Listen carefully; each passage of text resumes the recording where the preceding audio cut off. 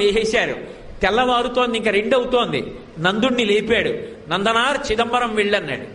ఎలా వెళ్ళను, ఎలా పంట అన్నాడు. పండేసింది, చేర్చేశామన్నాడు. నీ యజమానికి చెప్పి వెళ్ళిపో అన్నాడు. గబగబా పరిగెత్తుకుంటూ యజమాని దగ్గరికి వెళ్ళాడు. నువ్వు చెప్పినట్టు పంట పండించానన్నాడు. తెల్లబోయాడు జమీందారు. లేచి వచ్చి చూశాడు, గాదెలో పంట ఉంది, గడ్డివా ఉంది, అన్నీ ఉన్నాయి. అర్థమైంది శివానుగ్రహం అంటే ఏమిటో. నందనార్ కాళ్ళ మీద పడ్డాడు.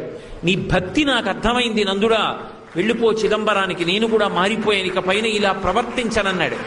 చిదంబరం వెళ్ళాడు. అర్చకులు ఆయన పట్ల చాలా కఠినంగా ప్రవర్తించారు.